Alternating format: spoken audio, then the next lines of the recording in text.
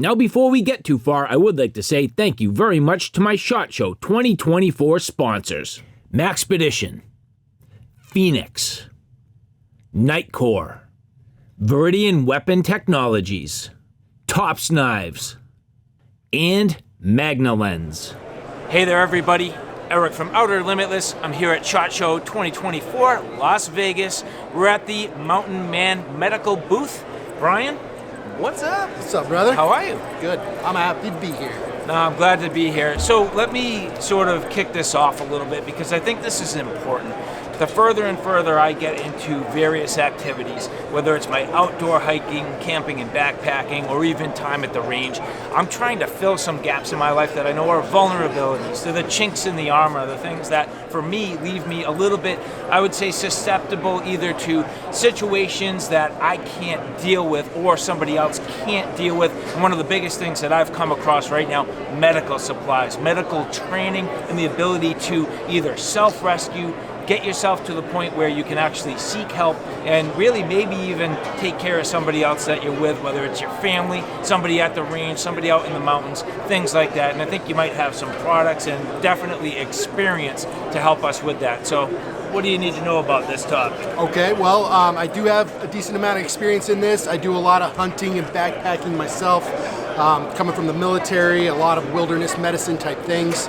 And one of the most important things when I started this company is I wanted gear that I could use, that I trusted, that I know I've used on people. This is top of the line stuff. If I hand this to a buddy, I know it's going to take care of them, right? Like, it's a big deal for me to put out a good product. So I've got a lot of friends who are like elk hunters, backcountry hunters, and that kind of stuff. And they go out there without trauma gear all the time. I'm like, what are you doing, man? They've got all of this expensive equipment they put so much time and effort into, and they don't think about medical. So here comes my opportunity as doc. I go, hey, let me school them up a little bit, like, hey, this is how things go, this is some of the stuff that you need. So I assembled a lot of that stuff with the intention of ounces equal pounds, pounds equal pain. Right. So I don't want to be carrying a full trauma kit when I'm out there. You're not going to need it all. You're not going to need it all, and the weight can be detrimental to you. Correct. In an emergency situation. So what I want is something that's going to handle as many situations as possible, but be as light as possible and easy to pack. Well, I think that's an important point, and I've even said this before. Sometimes carrying too much gear means that you're so prepared that you're actually unprepared, because that can be very detrimental to your overall physical exertion and your ability to actually get where you need to with what you're trying to carry. I love the way you said that. That is absolutely true. I mean, in the military, the new guys would come out there, myself included when I was a new guy, with everything. Yes. And my higher ups, my sergeants would be like, what are you doing, doc? I said, this is what they told me to bring. And they're like, there's a difference between what you should bring and what they tell you to bring. You know, it's important to think those things through, but the only way you get there is through experience. So how do we go about cutting the ounces, yet having a comprehensive enough kit? Great question. Multi-use items. Okay. Things that are going to be able to handle multitudes of different types of wounds. Okay. And be able to handle the most dangerous wounds. So we want to prioritize, right? What's going to kill you the quickest? Yep. And what kind of items can I stock in my kit that can handle those wounds and all the other types of wounds that I might encounter? Nice. So one of the things that we sell here at Mountain Man Medical is called our tracker kit.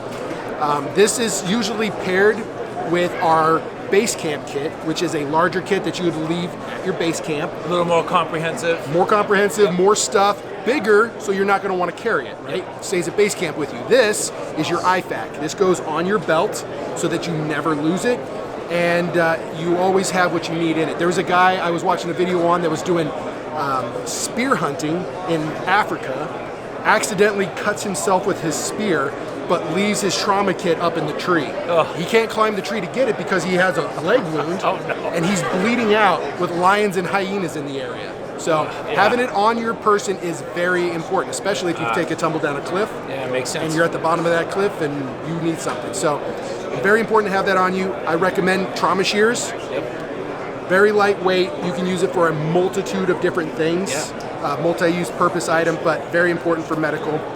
The bag itself is nice and small so that you can carry it. And then on the inside, we've got the various components that you're going to need to take good care of yourself. You can choose to take these gloves out, but again, in a survival situation, might be beneficial for carrying and storing extra water, whatever you might need it for. This particular item is a hemostatic agent, so you can pack this down into a wound and control bleeding with that with a pressure dressing. What is this, like a fiber? Yes. So it's it's gauze that's impregnated with a hemostatic agent. Hemostatic just means that it makes the blood clot quicker. So you pack that down into the wound, it controls bleeding much more efficiently. Very important to pair that with a tourniquet. The most important item that I always put in every one of these trauma kits is going to be this product here. And this is called a SWAT tee. This is a training one, so it's blue. They're normally orange. You can also get them in black if you want to be more tactical. But personally, if I'm putting on a tourniquet, I want everybody to know where that tourniquet is at. Right. So in the military, maybe in law enforcement, that might be more important, but we're civilians. I want everybody to know that I'm hurt and where I'm hurt. So a brightly colored tourniquet is generally preferred. But what makes this such an awesome product is not only is this a tourniquet, but I can tie this into a sling. Absolutely. I can cut a square off of this and tape it down with duct tape, and I have a chest seal. I can also cut strips off of this and use it as fire starter. It neat. burns pretty good. Say I'm in a survival situation, I don't have a rifle, I need some food, I can put this between two sticks, shoot a rabbit with it, turn it into a slingshot. You're basically only constrained by your creativity. Interesting. So this is one of those examples of a multi-purpose item. Now, just in general, how do you apply it? So I can show you if you like. Sure. So what we're going to do is we're going to leave it rolled as best as we can, but sometimes this comes loose, not that big of a deal. We're going to wrap it around once, high and tight. Now this is going on the wound.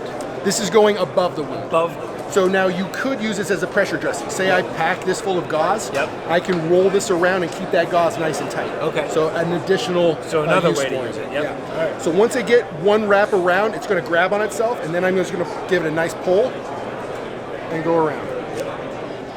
Pull and around. And you don't need anything under to apply any additional pressure. This is going to do it. This is going to do it. I can feel it. It's doing it. It's going to work. Trust me.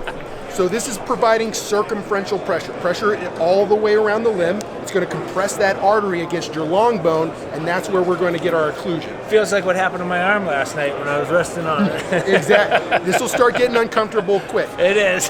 This is an important thing when applying a tourniquet. If it's uncomfortable, you're doing it right. Yep. Don't let the casualty talk you into loosening it. Sure. They will. I've worked on people without legs that complain more about the tourniquet. Anyway, let's hurry up here. So this, once I get around here, I'm going to hold this nice, and I'm going to loop it around and get it to tuck under itself. This is the tuck under part. So I'm going to come here, pull this back a little bit, and get this tucked under nice and tight. Oh, easy. Yeah. Now, the downside of this tourniquet is it's difficult to apply to yourself. There's a technique to it, and you should learn that. All tourniquets have a technique. Smart. This one in particular is more difficult than your cat tourniquet or your soft tee. That's it. It's going numb. You're going numb. Well, let me check here. No pulse. So it's working, right? Let me get this off. Well done.